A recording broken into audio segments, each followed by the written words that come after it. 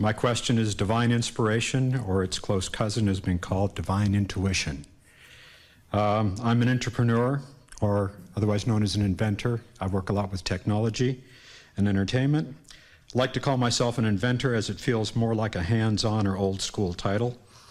Basically, I'm a child in a man's body who gets paid to play with a big kid's toolbox. I'm the first one to say that I've been blessed all of my life as ideas and solutions flow through me like water.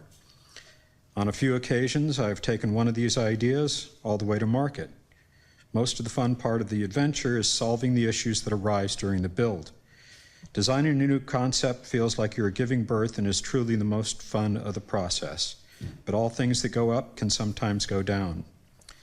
How can I know that I am the sole owner of the idea or just another blessed person who was around for the spiritual broadcast to all of this idea?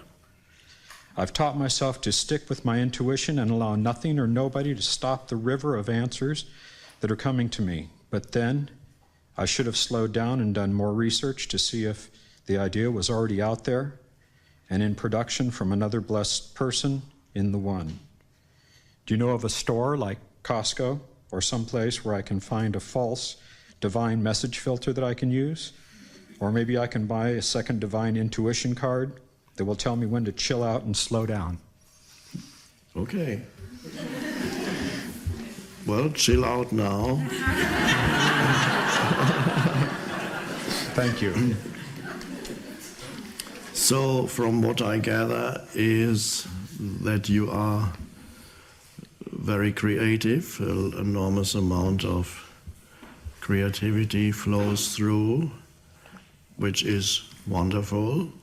And the second, there's two other things that you seem to not be happy about. The two things you don't seem to be happy about is that there's too much coming through. Is that it? There's a continuous influx, and you are questioning whether that isn't truly yours or a new thing, or whether it already exists. Can you put in your own words, briefly, what exactly, what is it? You're a creative person, which is wonderful, but what is it about it that you find the difficult? Downside? Yeah. The downside is that everything is coming so easily that Yes. I proceed forward with the project, Yes. get very deep into the project, try and find other people that are working on a project like it, then only to find out that it wasn't just me getting the message about building this device. Right.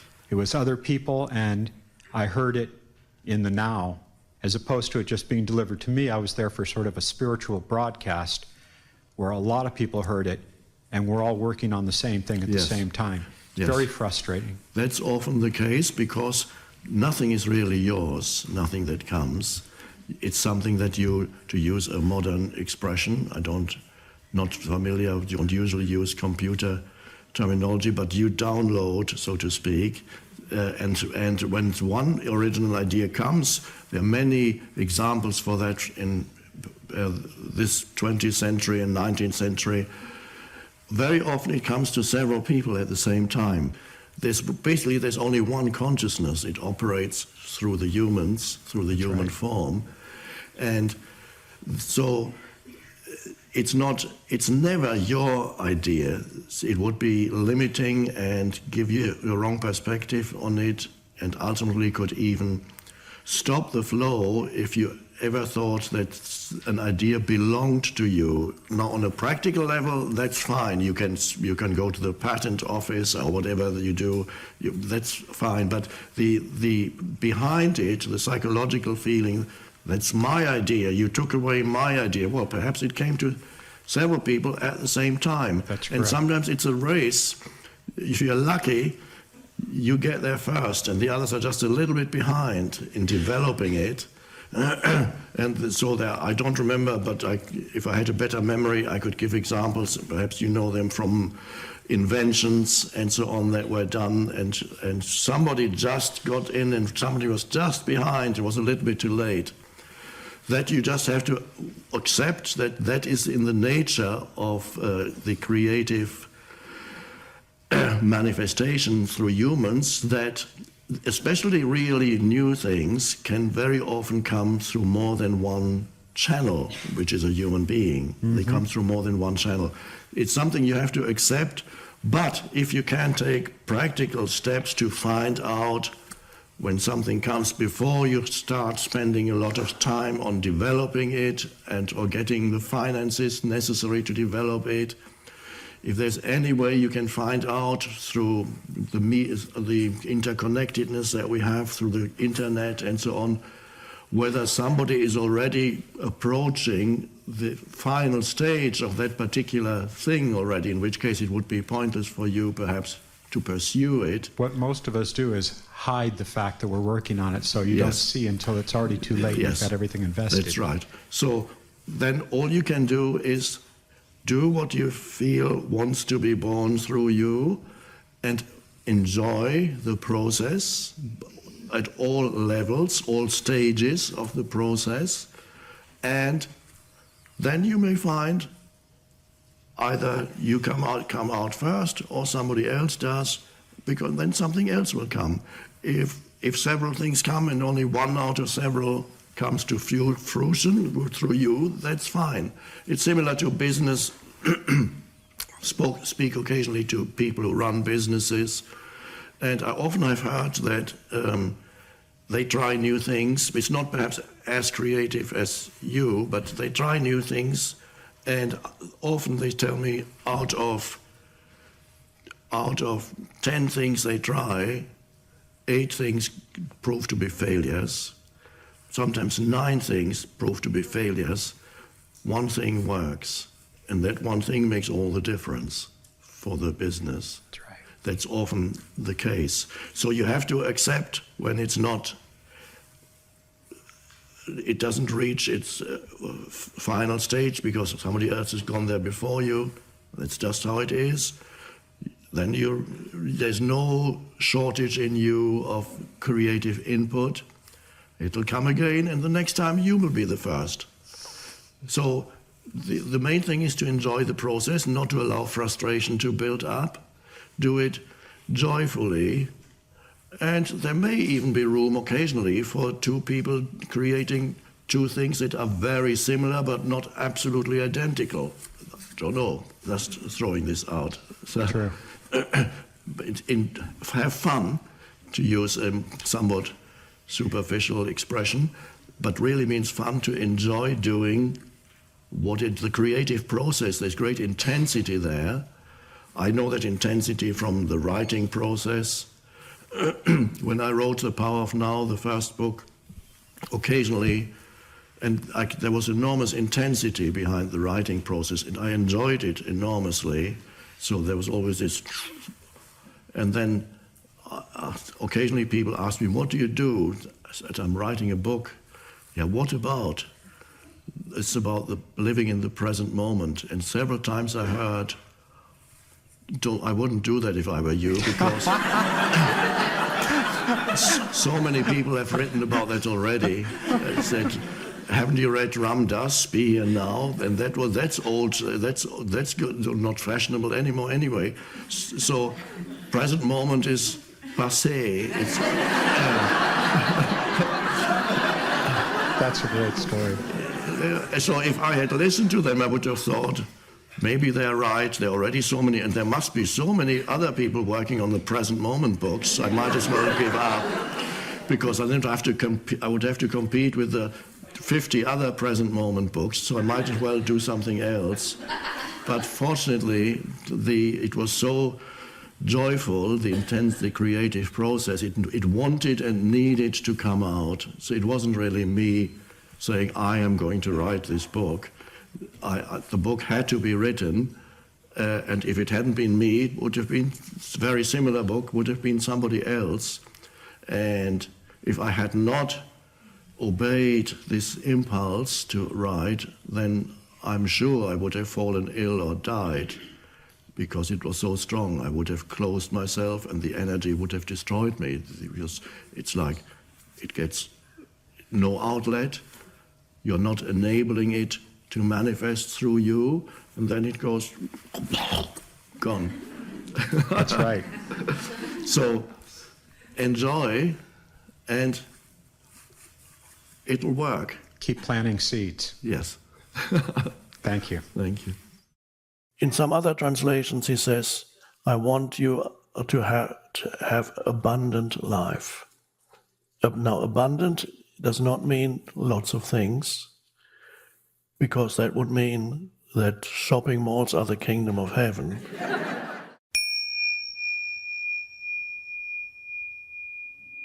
Let's say your goal is to be widely known and to impact people's lives with your music. Fine, perhaps you'll achieve it. You can visualize it. Oh, by the way, when you visualize a goal that you want to achieve, it's not in the future. If you, this is to do with manifesting. When you want to manifest something, it doesn't work very well when you think, I will be famous, I need to be famous, I want to be famous. Not good for manifestation. If you want to manifest something, you have to start with the foundation for manifestation is always the present moment. It's not the future. It works very simply. Jesus explained it in one sentence, just one sentence.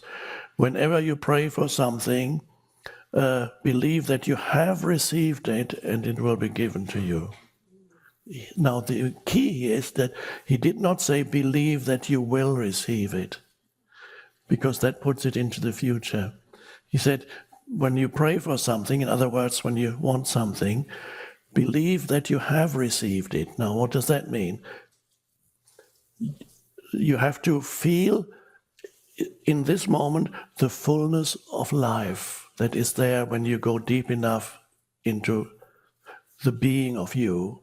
Then you feel there's the fullness of life, and you feel there is a sense of joyful aliveness, that there's a sense of power in you that you sense that is the presence in you. There is a power in that presence, and that power is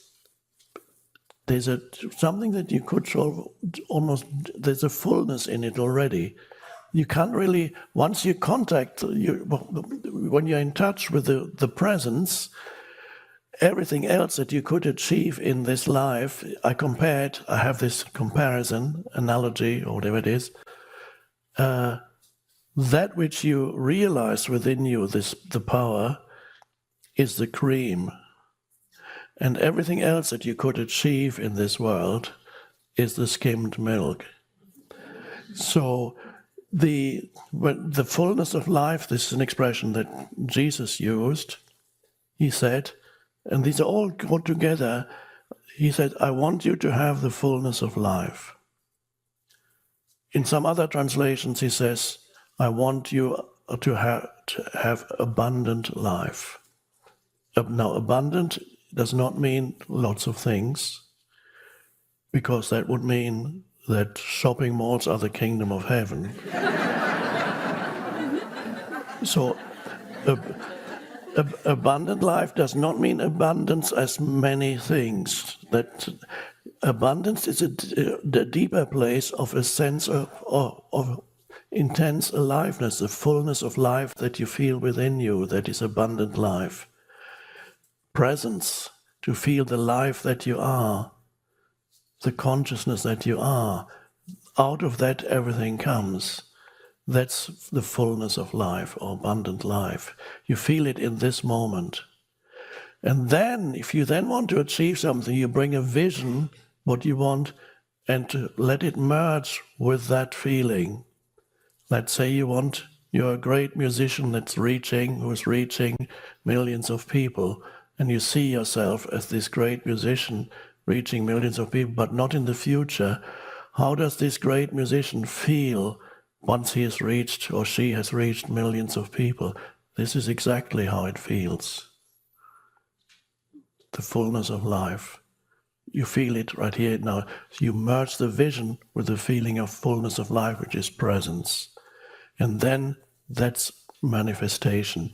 That also means, however, when you get what you wanted to manifest, you're not any happier than you are already. You're not more joyful or fulfilled than you are already. the fulfillment can only be arrived at in the present moment, because that is, the fulfillment is not dependent on external conditions. The fallacy is to believe that something in the external world that you could arrive at or you could achieve will has the capability at some point in the future of fulfilling you, of in whatever way, of making you happy, making you complete, making you peaceful, making you feel your sense of self more strongly, whatever it may be. So the belief that something out there can give that to you, in other words, to put it in the most general terms, the feeling that the world can make you happy. The world could be anything in the world. Could be a person, another person, an achievement, a place, whatever it is. The world can make me happy. It cannot. The world can briefly give you a sense of, I have arrived, but then you see, oh no, that wasn't it.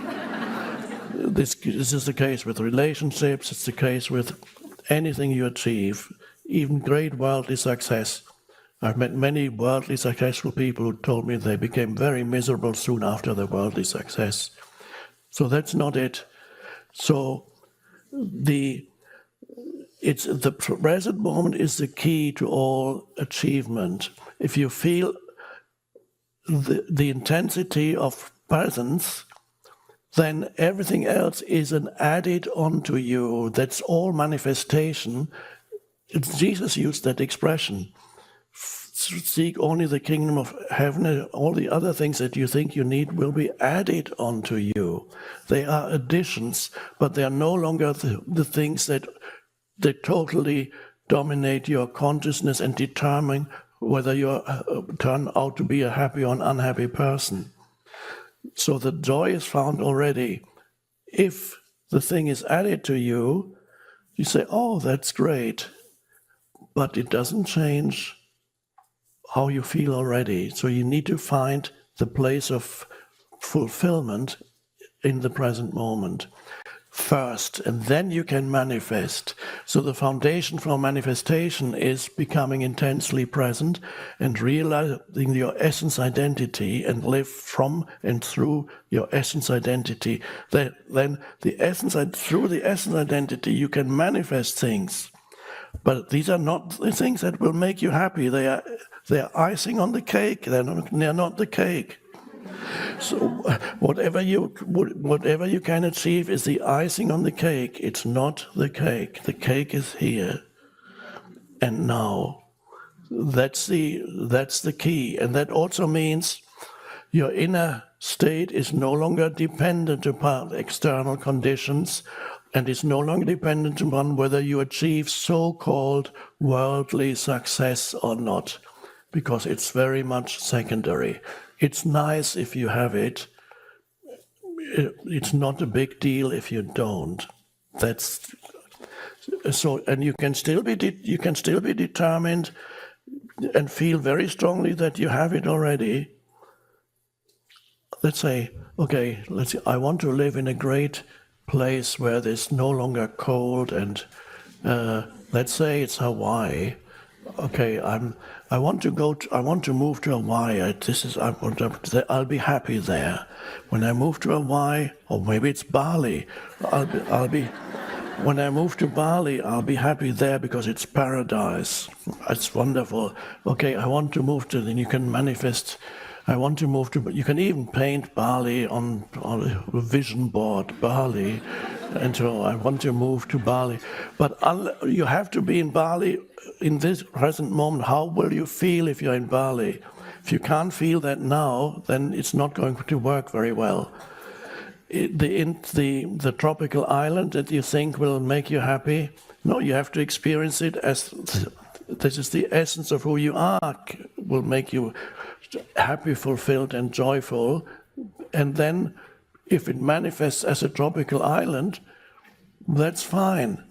But when you arrive in Bali and you're already feeling pleasant, it's an adding on to. Because when you arrive at Bali, you may find not everything is paradise, even there. I haven't been there, but I had somebody who rented a house there, and then, yes, it was lovely, lovely. But there's always something when you're at nighttime, the rats were jumping up and wanting to get into the pantry and get the food. So it's not, no.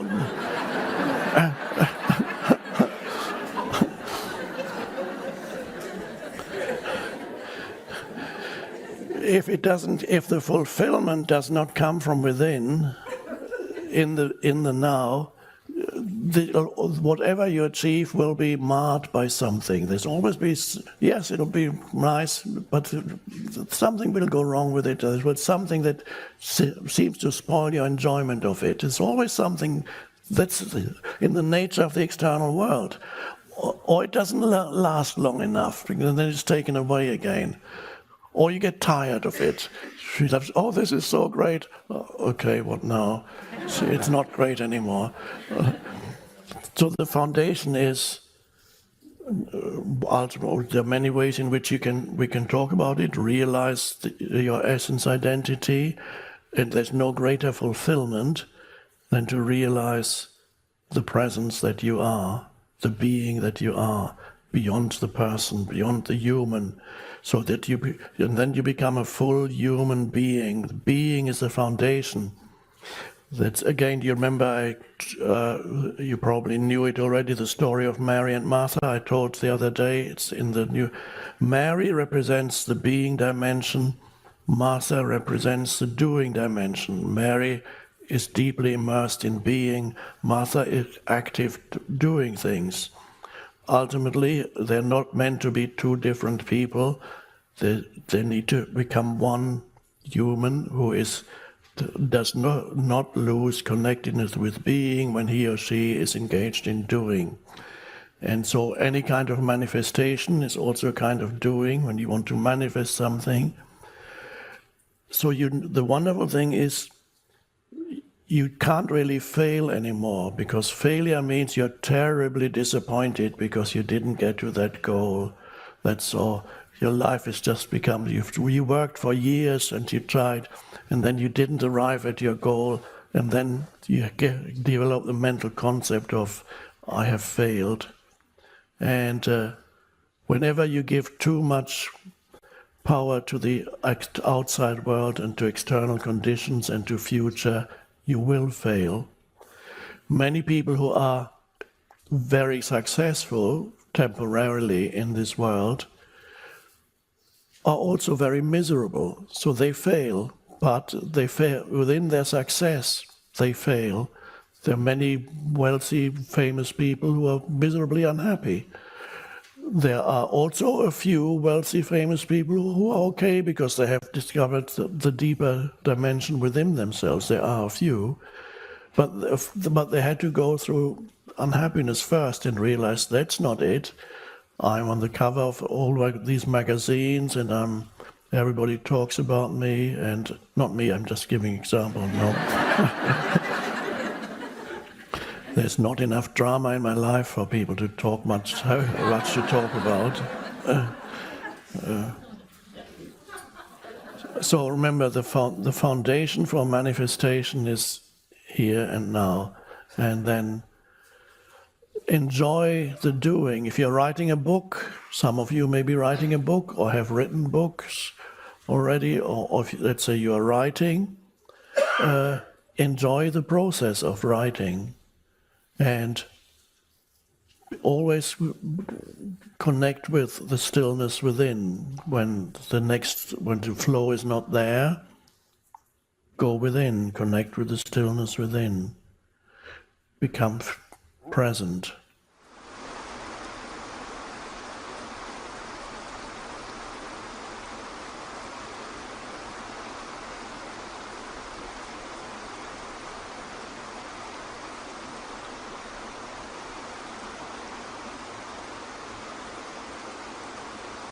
And so they become truly effective the moment they become a field of awareness or presence rather than a person sitting with the other.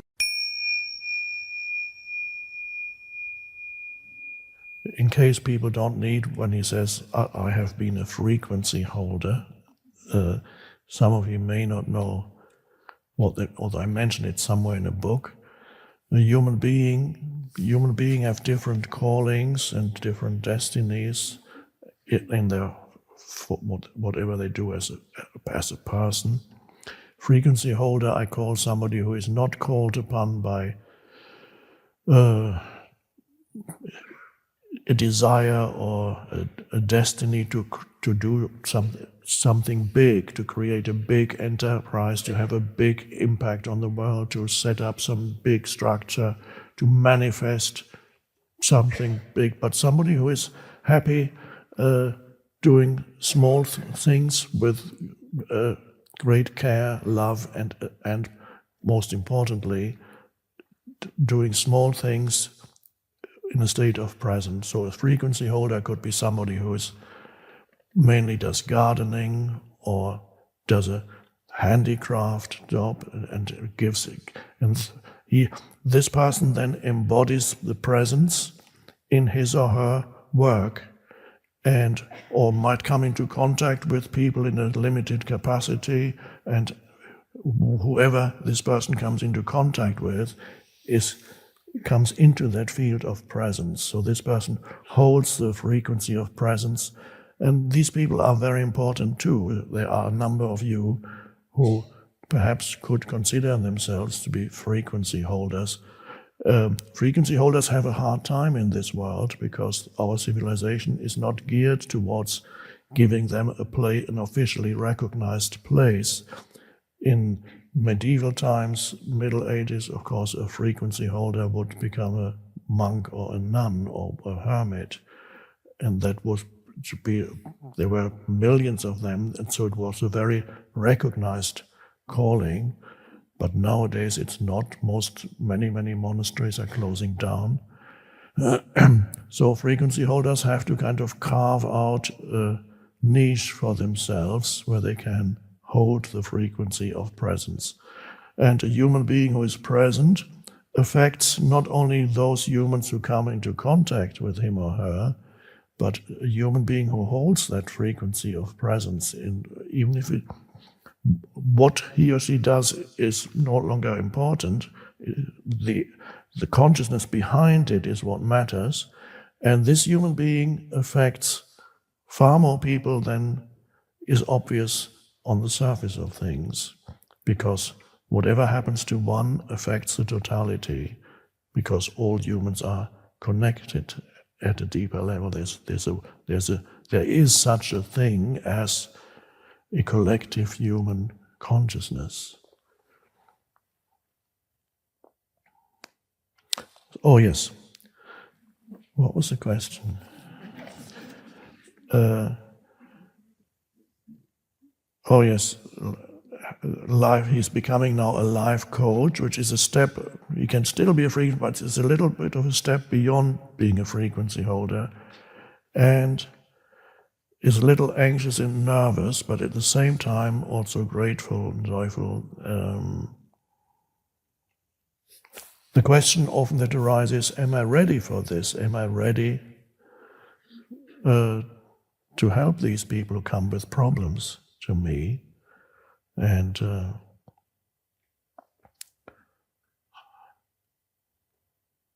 if you think you're ready, you probably are not.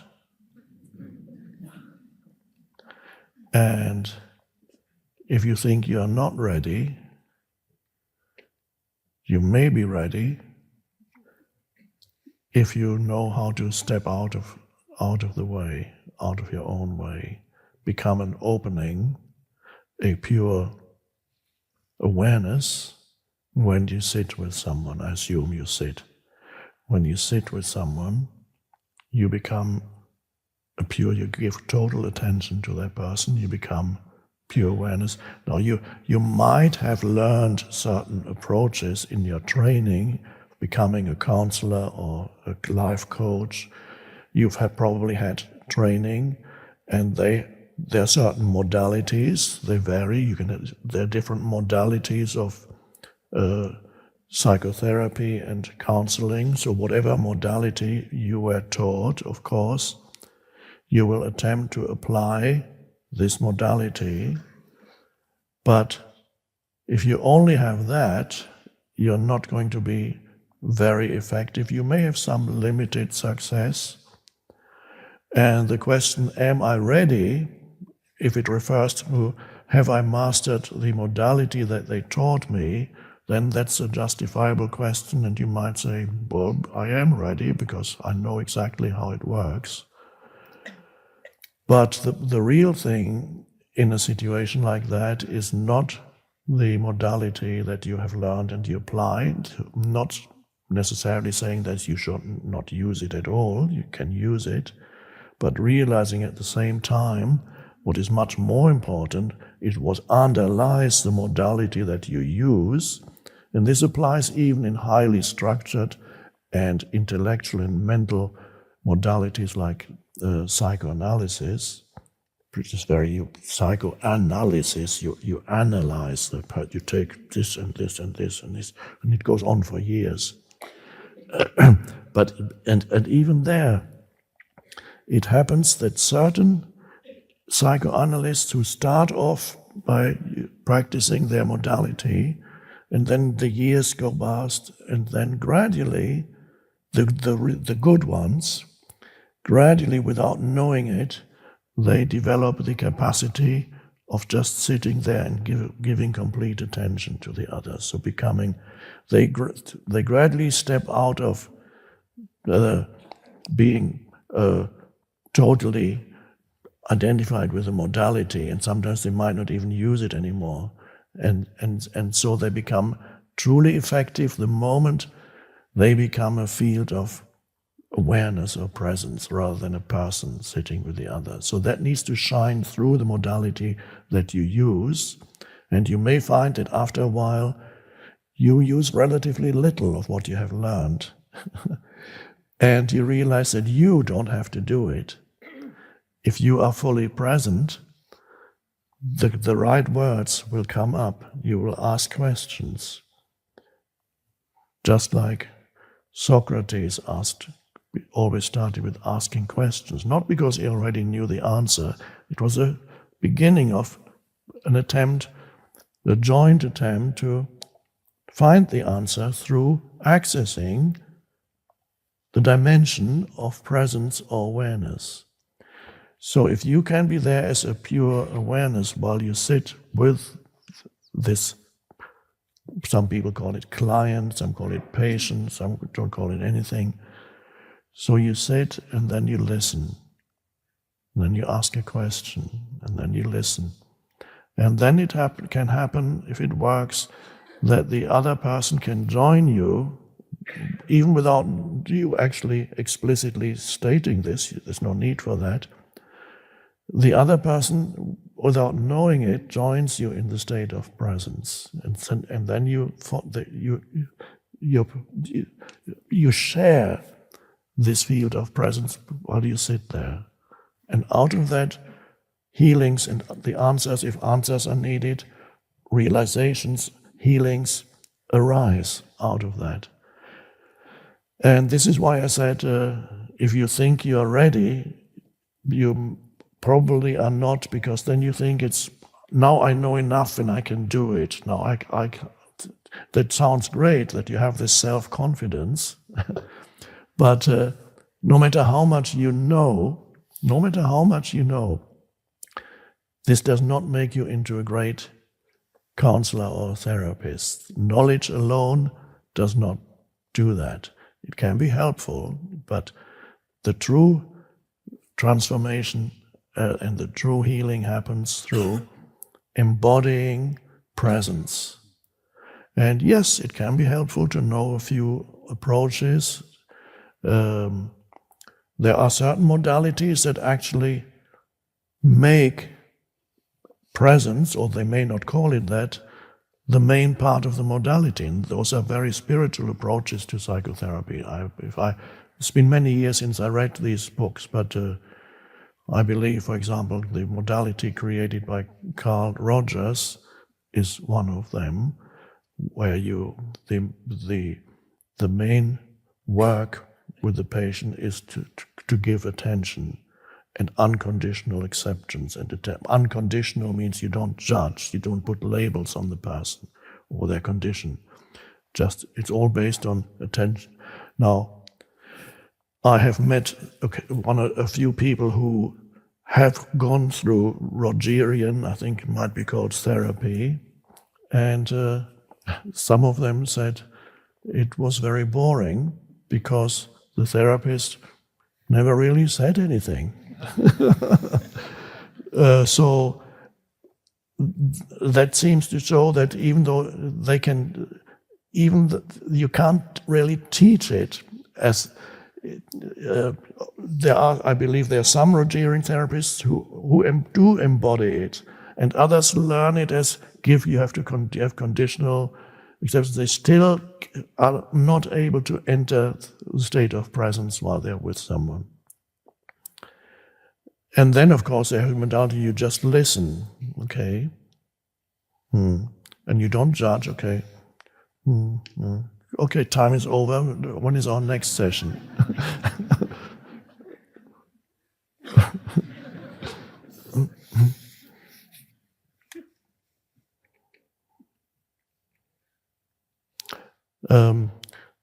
This is also, of course, in any capacity, then and quite a few of you are already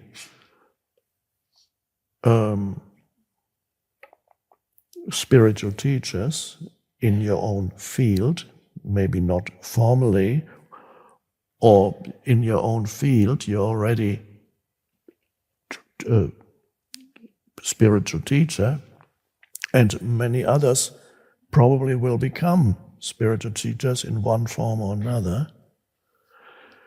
And so it's important that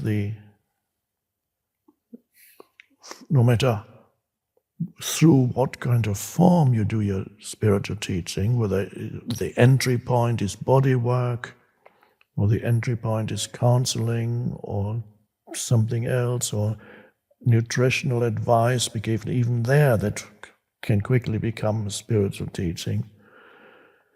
Always realizing what the foundation for it all, where the power, you need to access the power of consciousness while you are with someone. And you don't need to be fully awakened or enlightened in order to be effective. It helps, but you can be effective. I've met quite a few people who are effective in the situation, in the helping situation. They are totally present. When they go back into their normal private life, less so. And sometimes the people who work with them, when they happen to observe these people or accidentally overhear something, they on the telephone talking to their bank manager or something and getting really upset. And then there's, this great person who I thought was so enlightened and is giving me all this advice, gets so upset when he talks to the bank manager.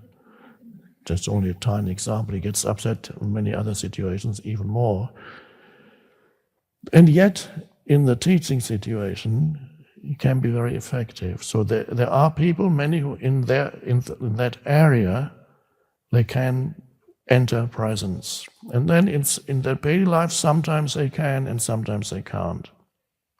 The ego reasserts itself. There are spiritual teachers also who do spiritual teaching, sometimes even on a large scale, can be very effective. But if you saw them in their private life, you would say, oh my God. Hello, Eckhart. No. My question is not about your breakfast, but a little bit personal. It's about something that I read about you, that at one point in your life you picked up the name Eckhart for yourself. Yes. Mm-hmm. So you were talking about today in your books about form identity, about pain body, about the surface self accumulating the stories of the past.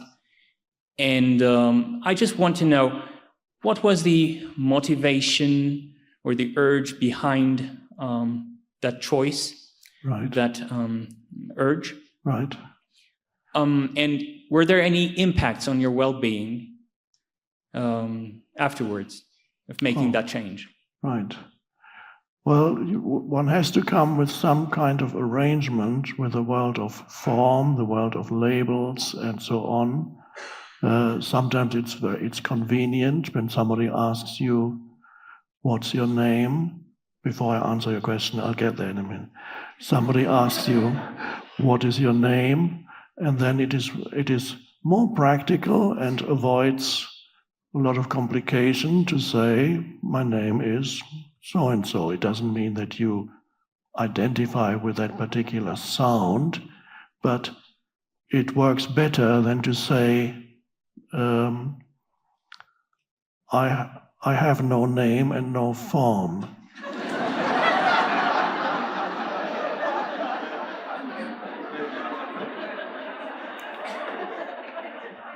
No, that'll throw them. And it'll probably be the end of the conversation. So it helps to have a name in normal life, but there's another thing. These are forms, thought forms, and your name, of course, is something connected with your form identity. And as you grow up and go through life, you have all kinds of experiences, and your name then kind of absorbs, one could say, the flavor of all those experiences that you have. They become part of what the name absorbs. So a name can become heavy after years and years, especially of suffering. Then the name feels reflects the suffering of your whole past.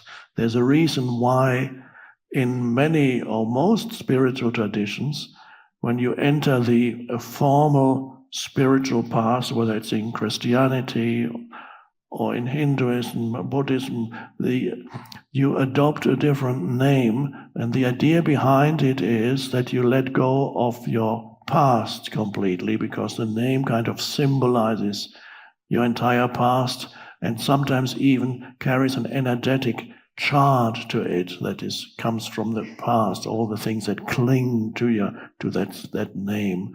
So the idea in many spiritual traditions is, as you embark on the spiritual path, you adopt a spiritual name, which you then regard as more real, or it's not ultimately real because it's just another sound, but more real than your old birth name, and definitely it's something that does not have this weight of past to it.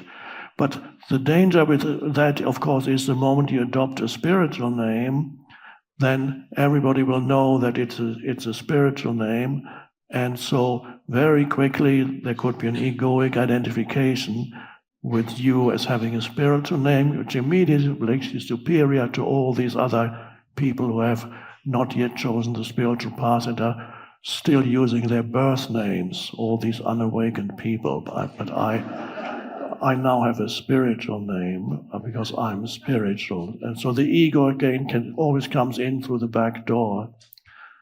In my case, there has been I felt as the awakening happened, the shift in consciousness, there was a certain or considerable degree of discontinuity with my past.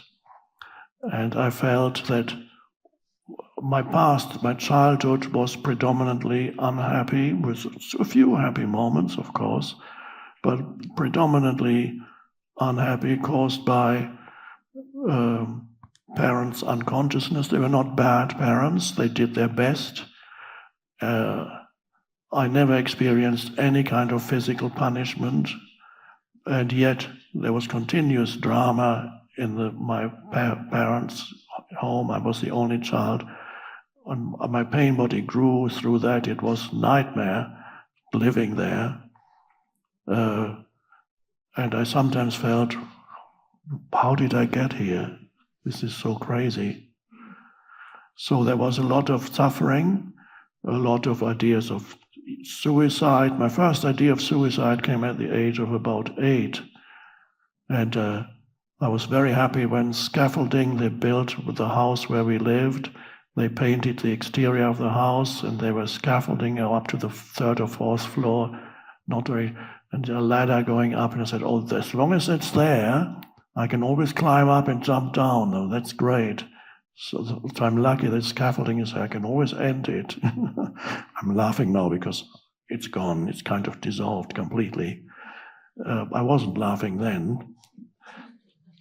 So, and then there was already a sense of dissociation from my name and my entire personal past, so that I could remember it.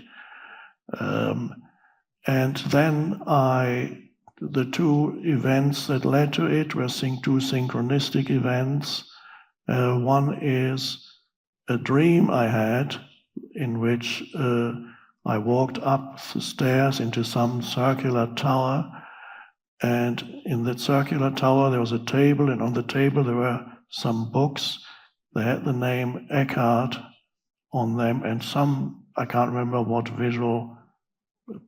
picture was there, and they had the name Eckhart, and I knew I had written those books, but at that time my name was not Eckhart. So there was a strange thing that I saw these books, I had written them, but the name was Eckhart. So I woke up the next morning, that's how strange.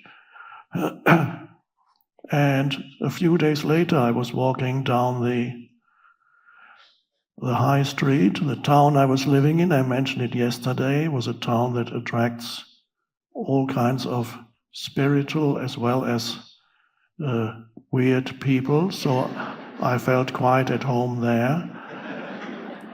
It was Glastonbury in Somerset, England, and I was walking down the high street, and of course, if you live there for a few years, you know almost everybody. And almost everybody is either a channeler or a psychic or a clairvoyant or a reincarnation of King Arthur, and so on. At any given time, there are several reincarnations of King Arthur living in Glastonbury. And so I ran into this person, and he was a psychic, but he wasn't doing any psychic work at that moment, but he said, "Hi, Eckhart." I said, "What?" Oh, he said, "Oh, I'm sorry, I don't know why that came into my head, that name." And that was that. That was a synchronistic thing that happened a few days after the dream. And I was ready to let go of the past and to let go of the old name. And that seemed to be a sign to me that it is time for that. And only later I knew, I was aware at that time already of the medieval mystic Meister Eckhart. If you have not read Meister Eckhart, I highly recommend the wonderful, deep teachings. And I often say, if you really want to, of course, Meister Eckhart was a monk in the Christian tradition in medieval times, but I often say, if you really want to understand Buddhism, Meister Eckhart, of course, had never heard of Buddhism. If you really want to understand Buddhism, read Meister Eckhart, because he really shows you the essence of Buddhism. And in Christianity, he's a very strange figure. He was lucky that he was not burnt or anything, so he survived until he passed away. And only later did I realize interesting things, that Ek is Sanskrit for one, and heart is lovely too. So that became then it's still just a name. It's not, at some point that dissolves and it's fine. I don't, it's something that is like a piece of clothes that you wear until you don't wear it anymore. So it's fine, and basically that's how it happened. Are you considering changing your name, or have you done it already? I am considering. Right. Are you waiting for some kind of sign? Not really. No, okay. I just wanted, I read it in your biography, and Yes. I was just Yes. wondering your personal perspective. And yes. thank you very much for sharing it so Oh, openly. you're welcome. So I was given a kind of sign that a synchronistic thing often is very interesting when synchronistic events like that happen. Mhm. So I wish you well, Thank you. and maybe at some future retreat, if there are any future, or there are no future retreats, but another retreat, let me know if you have adopted a new name. Okay. But of course, realizing the essence of who you are is Anami, nameless, no name. Thanks. I've known all the things that you've talked about in many of your books, and well, it's 2 books, but the books I've read. I've experienced this presence through music, and it's a very profound sense of grace that I feel when I know I'm being played.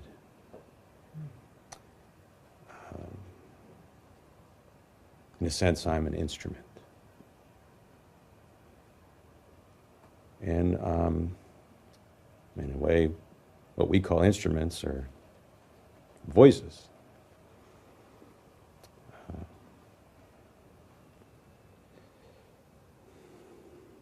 So I've been very taken with this description and imagery I've had from what you've discussed about being near the void. Because that's what it feels like. It's something comes up. I know there's something in there. We've been talking about dogs a lot. It's like I smell it inside.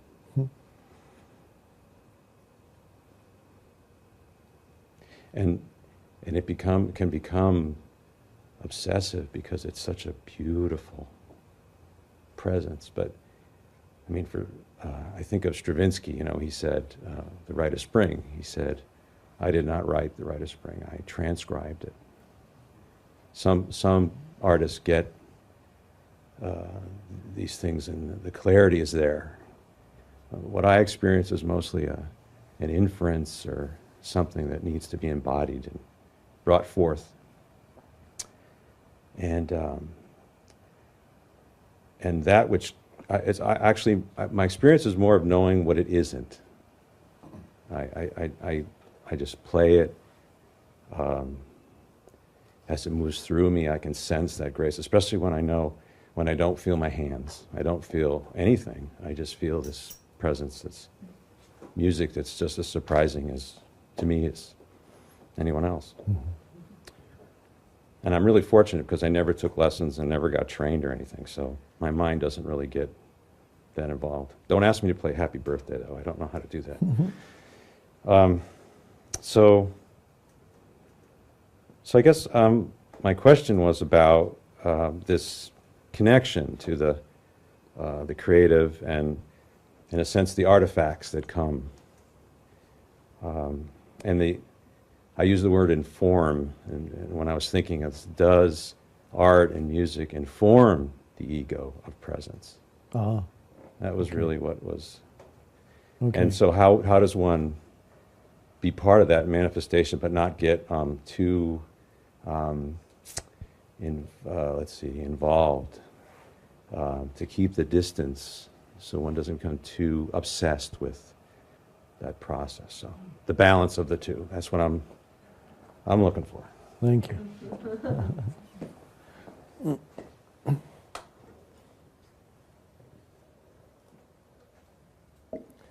Well, of course, on the one hand, you have the creative process of music or art, and then you have the finished product, and then you have the piece of music is being played and somebody listens to it, or the work of art is there and somebody contemplates it. When you ask, can the can art or music inform the ego of presence? Well, first of all, the ego doesn't know anything about presence, so it can't do that. And there needs to be some opening in the ego in order to be receptive to the power that is latent in music or art that was created from that deep place. There's a lot of music and art that's not necessarily created from that deep place, but the ego is trying to be clever, and so it tries to come up with something clever, and then that's fine. But let's talk about some piece of music or work of art that has come out of connectedness with the stillness or the presence. So some of that then, to some extent, the work of art or the piece of music still carries that energy field. So it can put the listener in touch, or the person who contemplates the work of art can put that person in touch with the deeper dimension within, as long as there's even a little bit of opening is required. If there's only the density of the ego, then the transformational possibilities of art or music are not realized. So a little bit of opening is required in the viewer or the listener, and then can be quite a wonderful thing to listen to music or to contemplate a work of art and be transported, if only for a moment, into that alert stillness out of which it originally came. It's a beautiful thing. Another aspect of your question is, I believe, losing oneself, perhaps going too deep, almost losing yourself in the ground out of which creativity comes, or in the creative process. There's always a balance that is needed so that you don't lose yourself in being. It could happen to an artist, it can happen to some people who awaken spiritually and they suddenly plunge so deeply into being that they lose all interest in doing. So that happened to some spiritual masters who spent several years in being without doing anything. For example, Ramana Maharshi in India, who had to be fed for several years because he wouldn't even pick up food. He was so deeply immersed in being, he just sat there, and people recognized something extraordinary about him, which they wouldn't have done in the West. In the West, he would have been a medical problem. They recognized something extraordinary, and they put food in his mouth. But there was a loss of balance, certainly, he could no longer function in this world. This, of course, to such an extreme, this does not happen to you. You're still here. And then gradually, after a few years, he gradually was beginning to function again in this world, and then gradually was able to regain a balance between dealing with things out here and connectedness with being.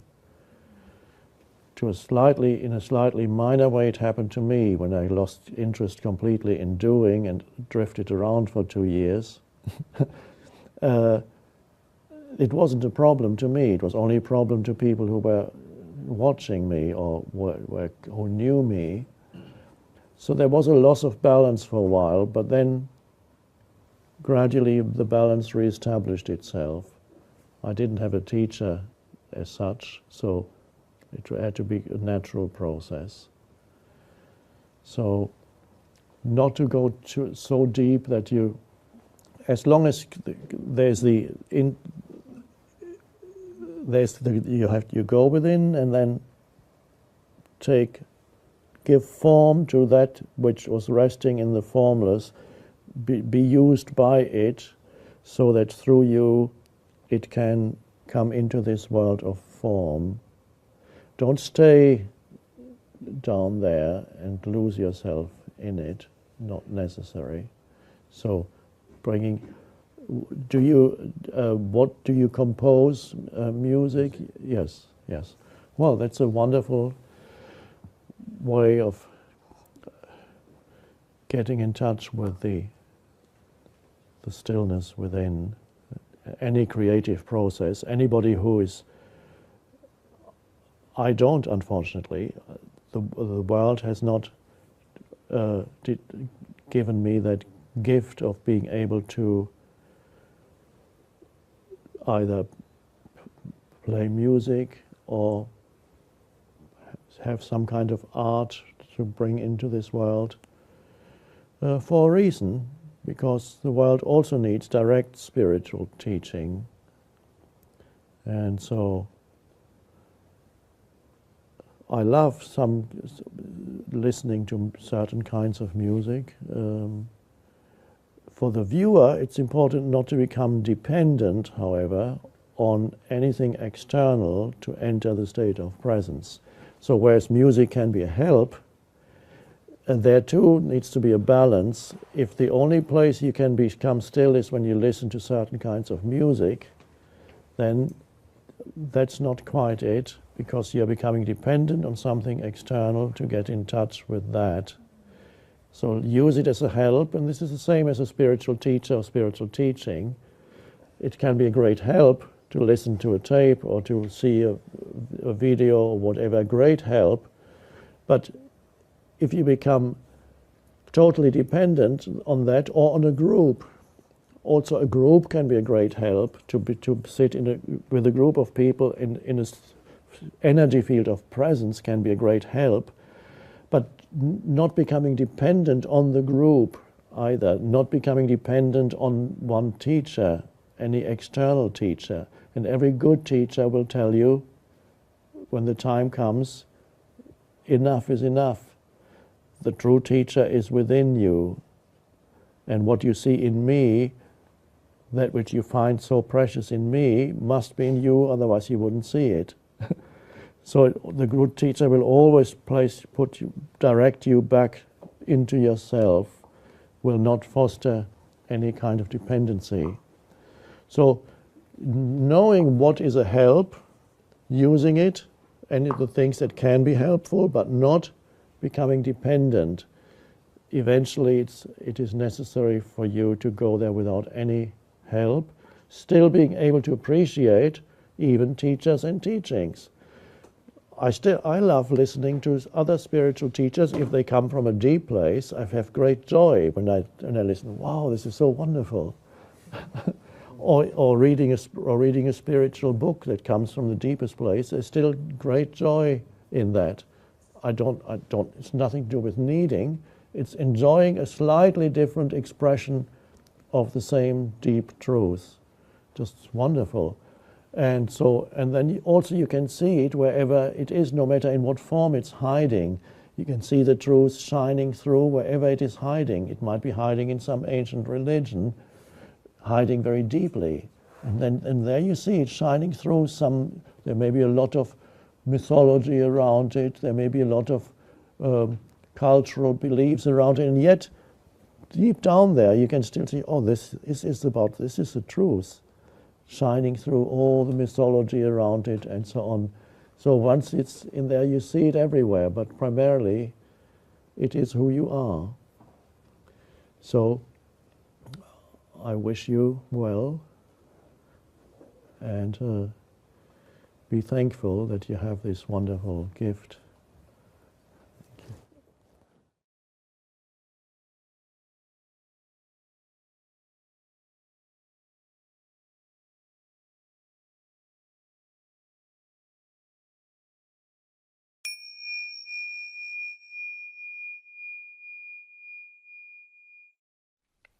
For many years now, I've kind of been dealing off and on with certain degrees of depression. Sometimes more intense, sometimes less intense.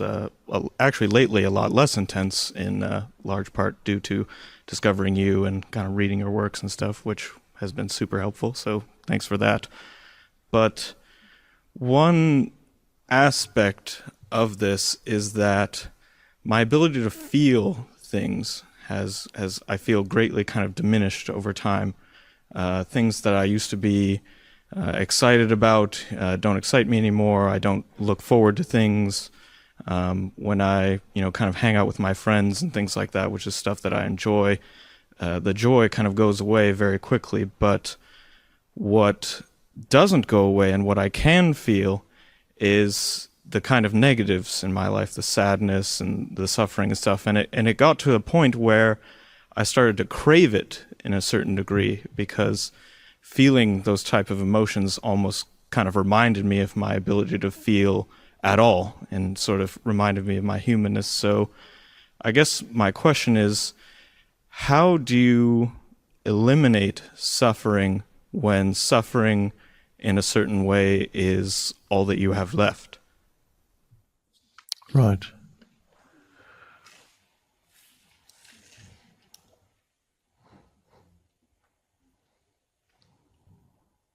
What about your practice of giving attention to the present moment? Now, we give attention to the present moment. You become aware of whatever it is that you feel within. And then you need to be aware within and without. That's part of the present moment. So that your attention is not completely absorbed by whatever it is that you feel, because there's also the vastness of the outside world. And so presence, to be present means to be present within and without. You're in both worlds. So you acknowledge whatever it is you feel inside you at this moment. Be also very vigilant to see whether there are any associated thoughts with that feeling. Are there certain thoughts that go through your head that reflect what it is that you feel? For example, if you feel depressed, do you have thoughts that are telling you that life is, after all, not worth living, or whatever the thoughts are saying, that people suck, life sucks, I suck, we all suck, I don't want to be here. That kind of thought. So you need to observe, be aware as far as the inside is concerned, be aware both on the level of the emotions and feelings and the level of mind activity. What kind of thoughts, and so it requires vigilance so that you don't indulge without knowing it in unconscious thinking. And you can't separate the unconscious thinking and the feelings. So only you can know. I don't even know whether you can answer this question now, because you have to find out in the moment of it happening what kind of mind activity accompanies those unpleasant feelings, and to see whether this mind activity actually feeds the unpleasantness that you feel or the suffering that you feel. That's a very important thing. What role does your mind play in all this? Very important. Is your mind feeding it? Because this is, you have a big pain body there, which is not in itself a bad thing, because a pain body becomes a strong motivating force for you to awaken. I also had a very heavy pain body. That's why I had to awaken. Couldn't stand it anymore. And you're at this point too. Can't stand it anymore. That's good. So be very careful so that you examine your thinking. Am I feeding the feeling? And if you are, that means there's enough awareness for you to realize it. Then you let go of the thoughts. And one way you can do it you remember I just mentioned, be present within and without. You can use, for example, your sense perceptions, directing attention to your sense perceptions. That takes attention away from thinking. And then you experience, the next step would be, you still feel the unpleasantness, but you're also observing sensory perception around you. There's the sky, there's the flower, my hand, the hand. And you don't have to, I'm labeling it now, but you don't have to label it. It's better not to label it, just to perceive it fully. Come to your senses, look around, there's an entire world there, and your suffering ends here, where your skin is. The suffering that you experience is inside you, just one step next to you. There's no suffering. Isn't that strange? So that here the table isn't suffering, I'm suffering, and this inch on the chair here is not suffering. It's just inside this bag of skin. I am the suffering entity. That's me. And then if you don't know that, then you identify with that feeling, and then you look at this, then you call, and you still have the conditioned thinking that reflects the suffering, and say, oh, it's all pointless, the trees are pointless, the sky is pointless, what's the point of it all? I don't see any beauty in this, and this flower is going to die soon, of course. Everything dies soon, so what's the point in even living? And there's a dog, he doesn't look that healthy. Whatever it is, then you would be just look at the world around you through the feelings. So to be present, you have to not label and just look and take in auditory, visual perception, breathing. So, and then if you give more attention to your surroundings, especially when you're in nature, but nature is everywhere. Even if you're in the middle of Seattle, there's the sky. Well, it's usually at this time of year it'll be gray, but that's fine too. There's sunlight filtering through the sky, and you have lots of trees. Lots of trees. The evergreen state, Washington, as it says on your license plate. So that's good. You have that.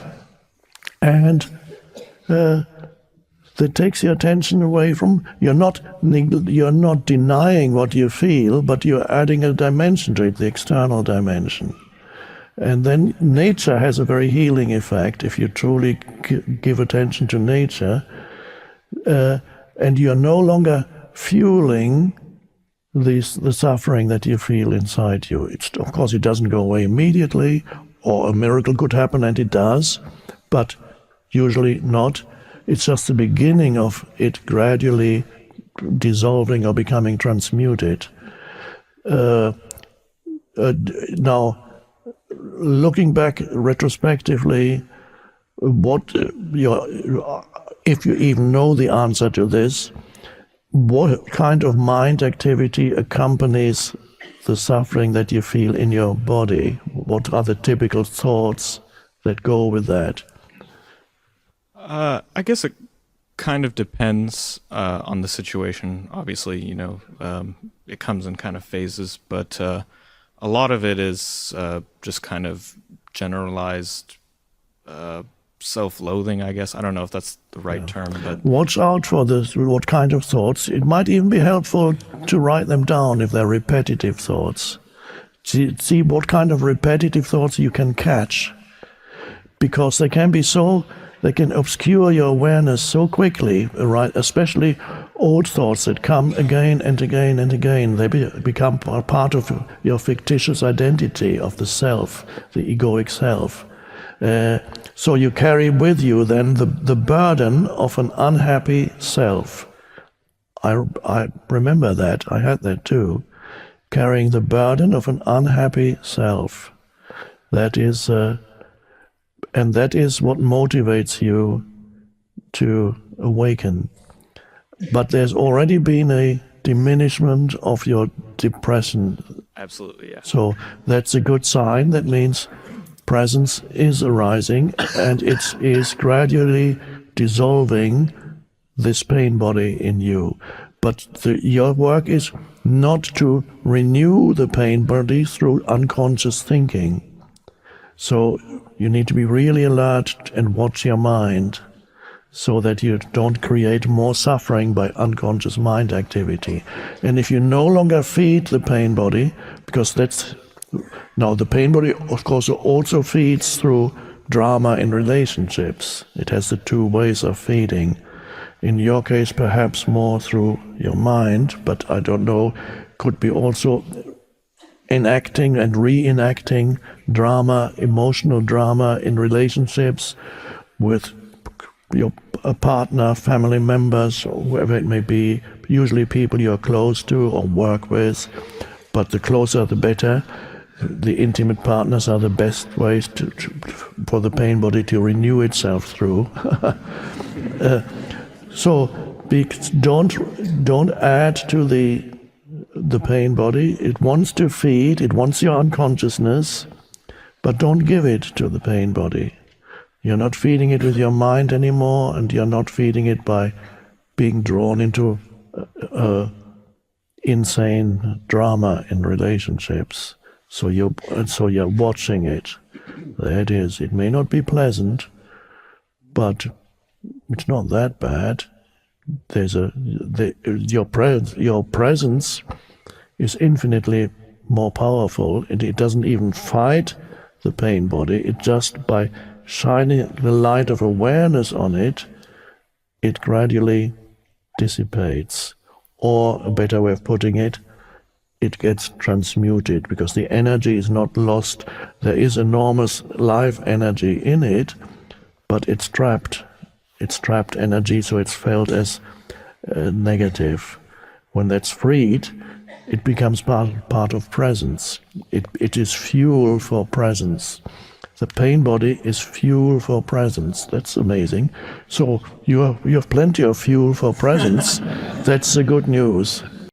When the ego weeps for what it has lost, the spirit rejoices for what it has found.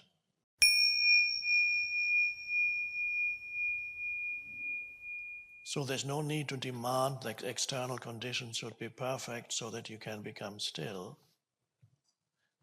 In fact, it's sometimes the case that it's precisely when external conditions are seemingly unhelpful that can sometimes be a great opportunity to find that true stillness.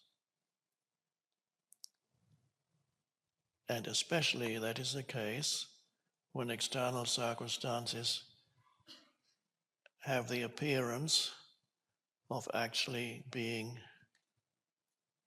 a hindrance, something disturbing, something happening that upsets the status quo in your life.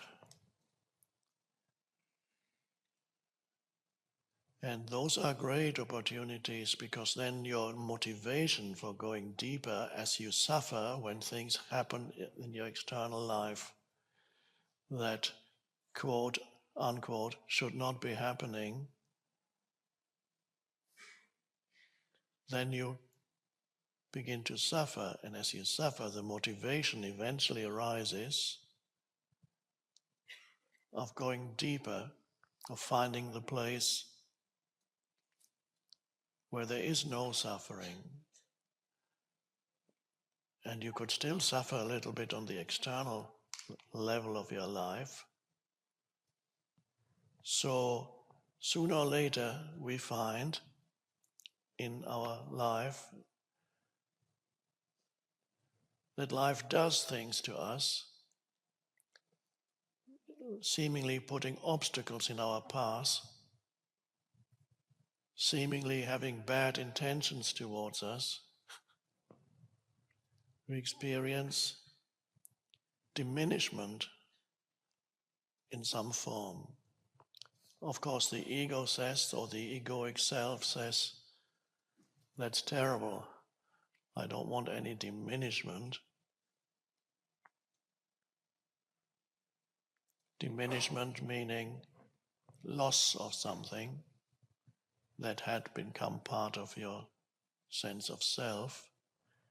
It could be loss of possessions, could be loss of a relationship, loss of a loved one,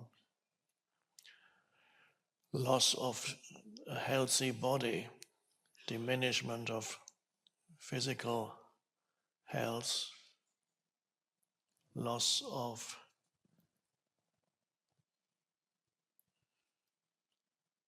your persona, of what other people think of you. One day they tell you you're the greatest, and the next day they tell you you're awful.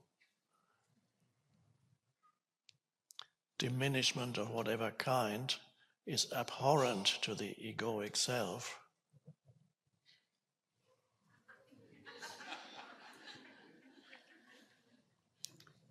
There's a beautiful saying, I believe it comes originally, I'm not sure, but it doesn't matter where it comes out of consciousness, so it doesn't really matter.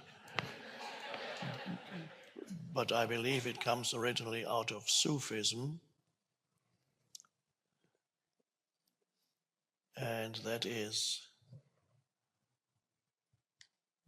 when the ego weeps for what it has lost, the spirit rejoices for what it has found.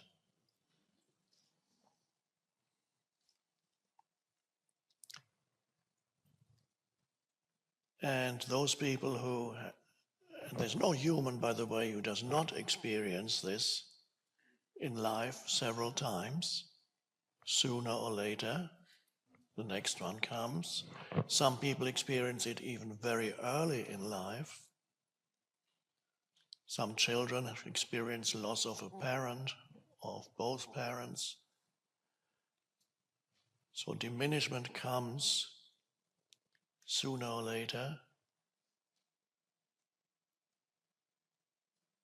How do you meet it? Recognize it when it comes, not as a monster or the work of some malevolent deity or demon that wants to sabotage your life, but as an opportunity also.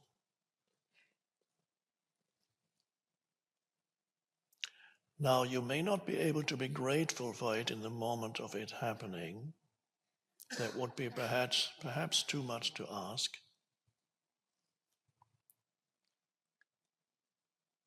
But you will find that later, a year may pass, 2 years, depending on what it is, suddenly realize that it has taken you deeper into the essence of who you are, because something was removed from you that you thought you were, but that was a fiction ultimately. You had identified with something that ultimately is not who you are. It's a temporary thing.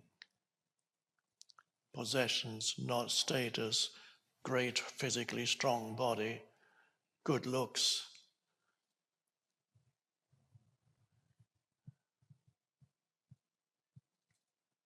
A relationship.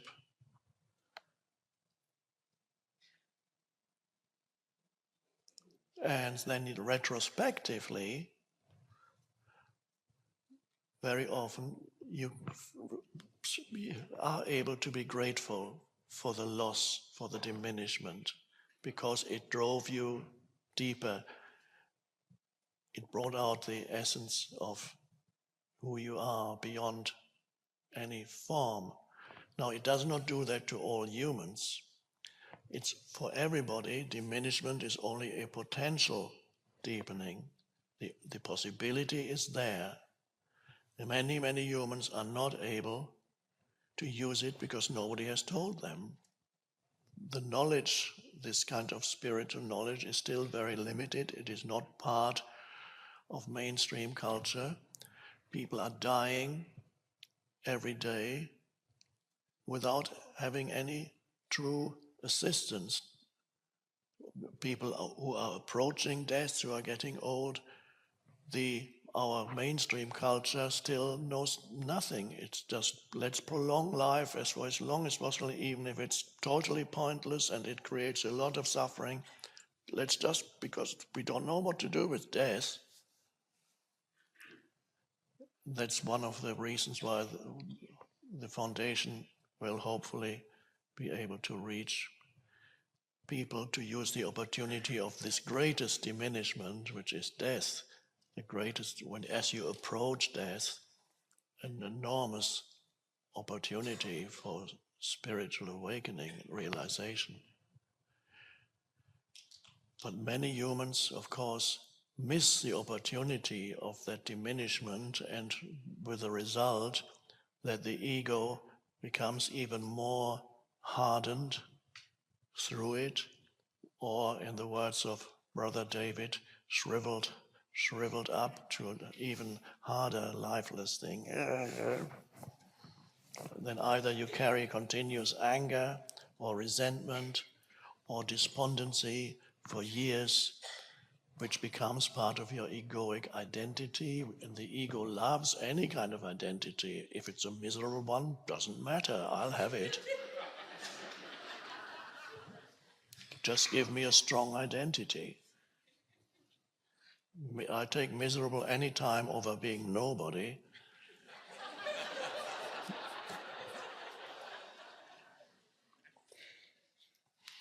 So the opportunity of diminishment is missed.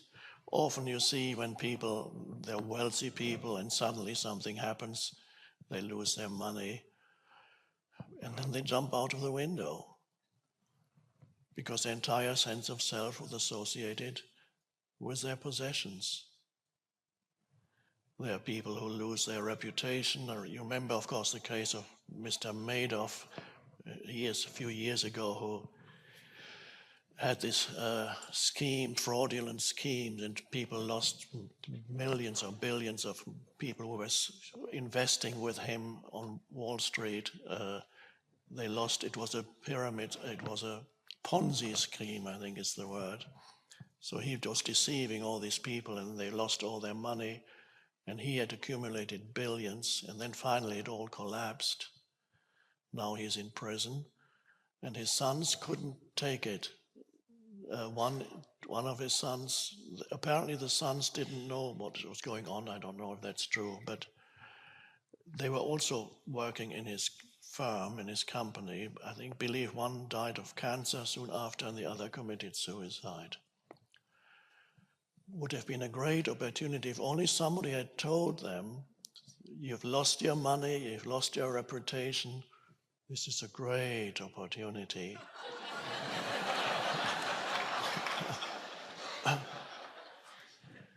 Find yourself. Here, the opening is there. But it's just lack of information. Nobody told them. I hadn't actually thought of this until this moment, because we want to bring the teaching to places where it otherwise would not go or would not reach. And I just thought of Wall Street.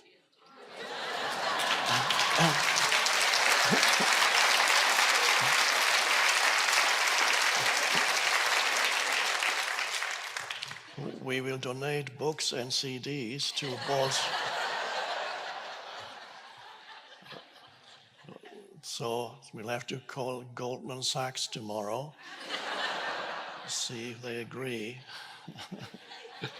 Now, they won't be very interested perhaps at the moment, but they may become interested in the future. Just wait.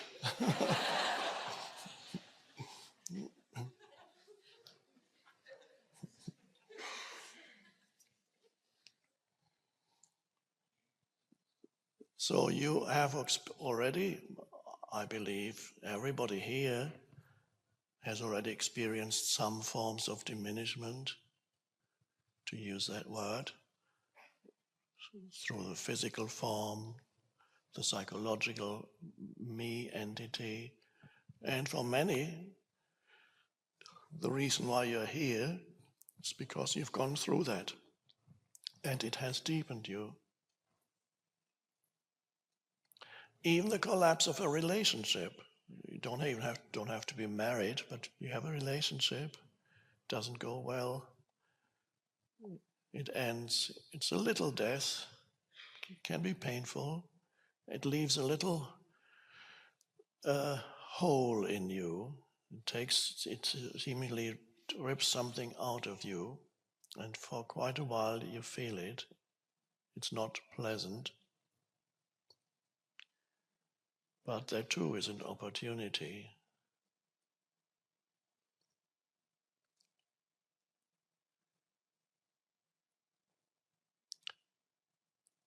So when the ego weeps for what it has lost, oh dear, so terrible, I'll tell you what happened. And I'll tell myself what happened. Even if nobody's listening, it'll go through your head. Oh my God.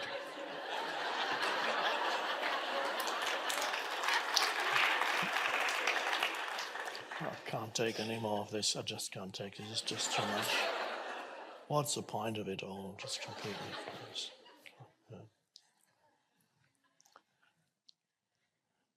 It's good to act out the ego sometimes, because then you can actually see it. It's like a reflection in the mirror, because it's funny, because you remember everybody knows, familiar with that in some way, and that's why it becomes funny. I'm learning from Marianne yesterday, because she has other ways of acting out the ego. It's a little bit more feminine, but I can try that too.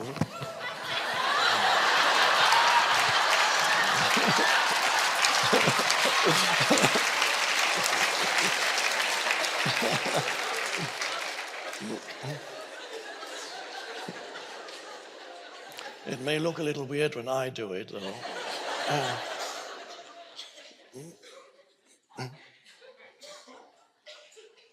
But there's a lot in it that doesn't really need to be explained in words. Just this simple gesture implies a self-image, to look at yourself through a self-image. Look at me. And the world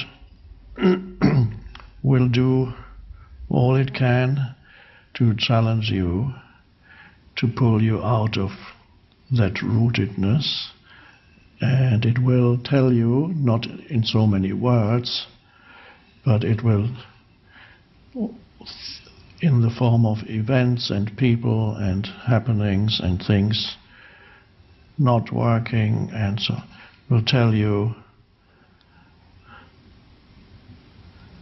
this is all important. Give me your fullest attention. This really matters. It may matter, but as I put it, all those things matter relatively. They may be relatively important. Whether or not you miss your plane, whether you find that great job or you lose that great job, or whatever happens, it's all relatively important. But only one thing is of absolute importance, and that is your connectedness with being, so that that dimension is with you as you in your daily life. That's the challenge.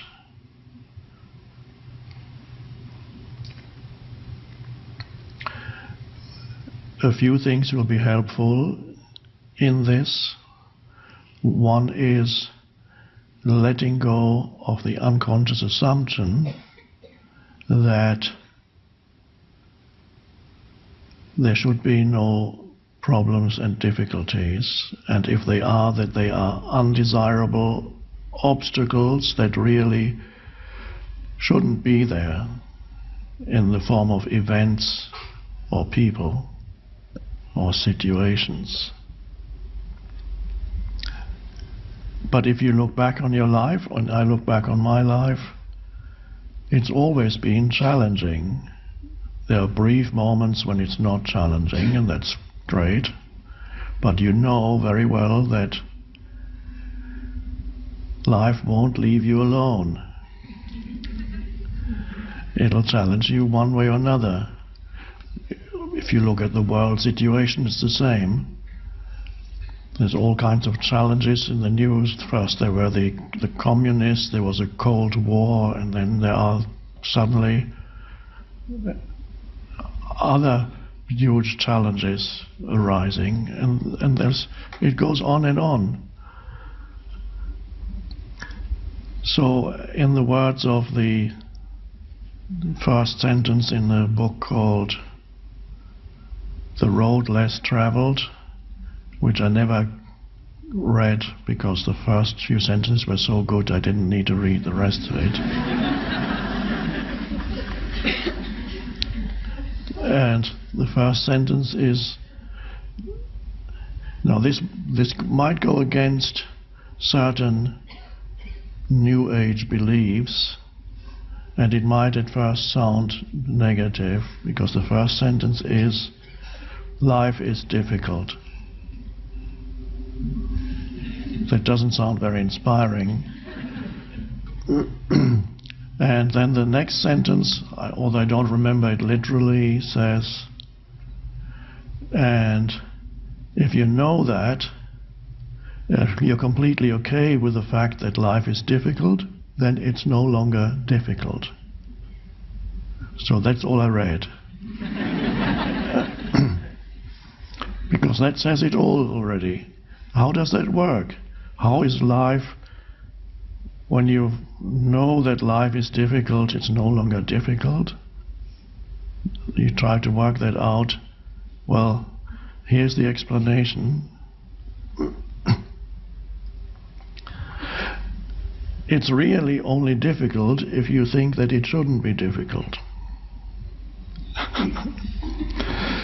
Because then you're in continuous resistance to things and people and events.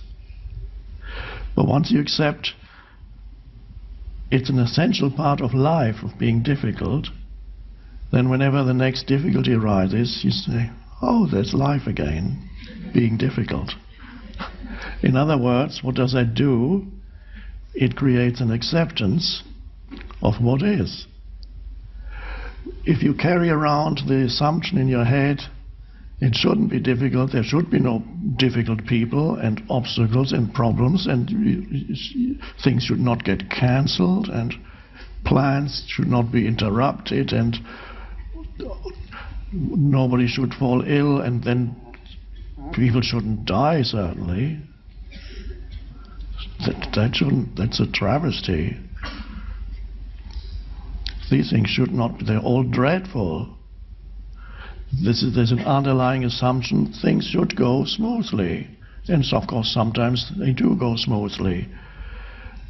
But the irony or the paradox is that once you recognize the fact that life is difficult, that life is not meant to make you happy, it's not meant to make you unhappy, but it makes you unhappy if you have a wrong attitude towards life.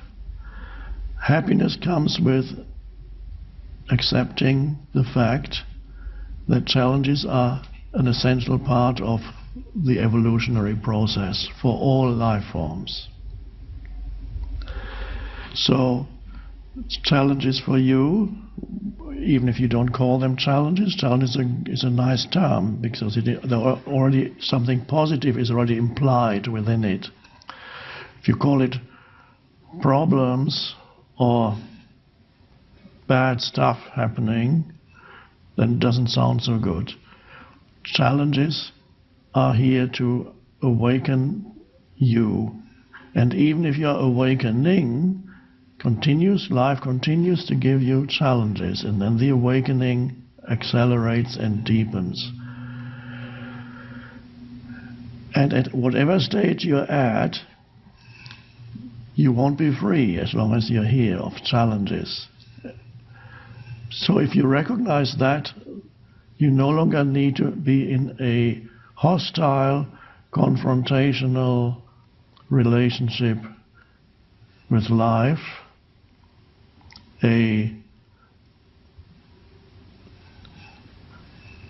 sorry about the term, you're not pissed off all the time with another thing happening, I'm so pissed off with life. It just can't go on. And people just can't take anymore, just.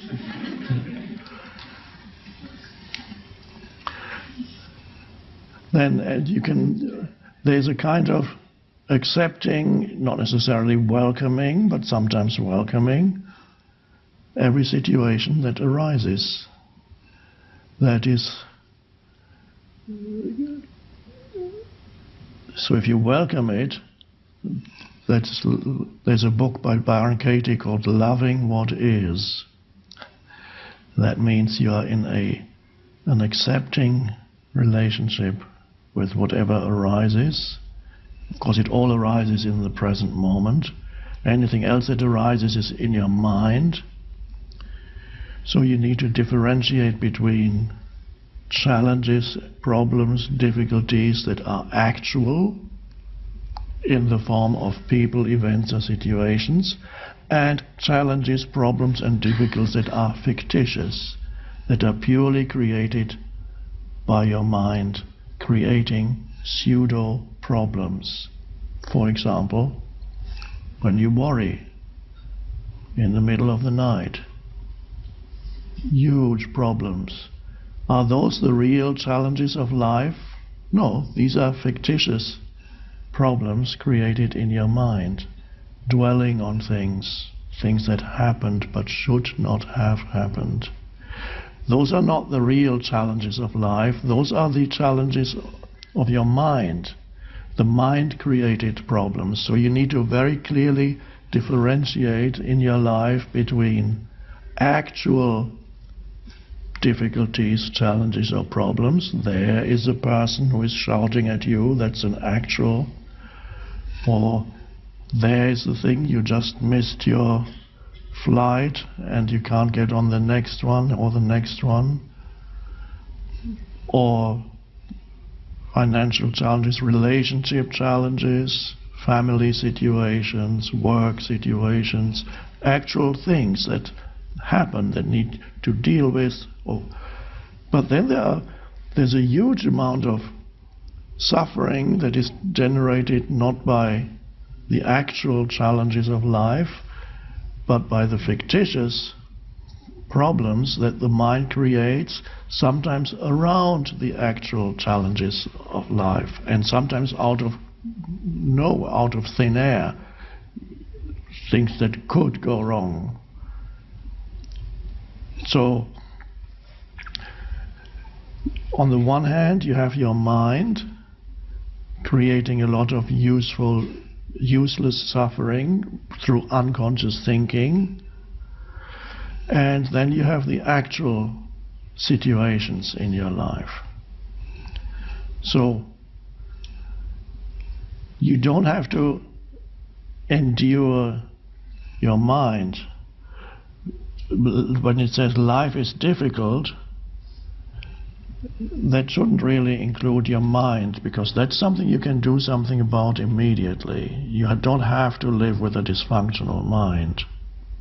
Millions still do. That is something that can be transcended, and this is, of course, what we are doing here, what you are doing as part of the awakening, is a huge amount of the life is difficult. A huge percentage of that difficulty is created by the mind. That we can deal with, that can change, that does not have to be. When you do that, then the next part is actual situations will still occur. Once you know that, then you can come to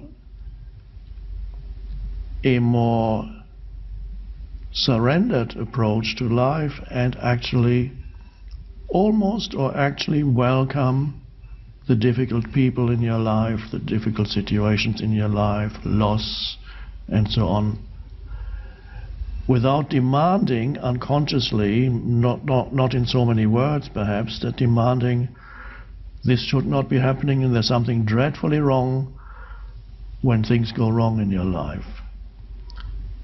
And that makes life really difficult. This is what the man means by, at the beginning of the book, the author, when he says, life is difficult, but when you know that life is difficult and you fully come to terms with the fact that life is difficult, it's not difficult anymore, because the greatest difficulty is the mental resistance to things that arise and the underlying assumption that they should not. Dear Eckhart, if you had to name the moment, achievement, accomplishment of which you are most proud, what would you say?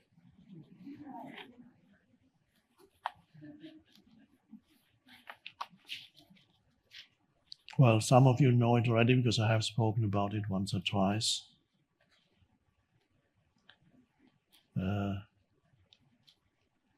I don't have to think anymore when I don't want to think. I can stop thinking just like that. That's my greatest achievement.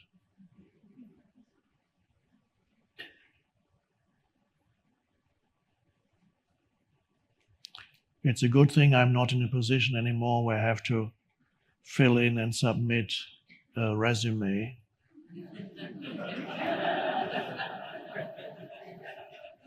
List your accomplishments.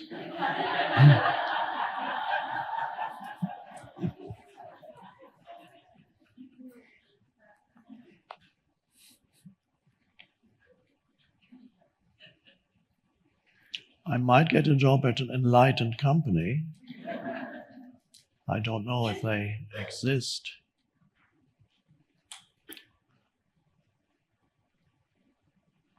I did meet somebody at Google who is responsible for the spiritual dimension or well-being of Google. I might get a job there if he doesn't want it anymore. The job title, which is official, his job title is Jolly Good Fellow. It's on his card. I don't remember his name. He's written some books too. So that's a great thing for a company to have somebody who is responsible for the spiritual well-being of the company as a whole and the employees. Not a professional therapist or anything like that, but although that's not bad either. Well, depending what kind of therapy he practices. Yes. And if that is your achievement, then your life is a success story. If you are in prison and you've messed everything up in your life, and you're in prison or whatever, wherever you are, a homeless shelter, and suddenly you're able to enter presence, your life is a success story.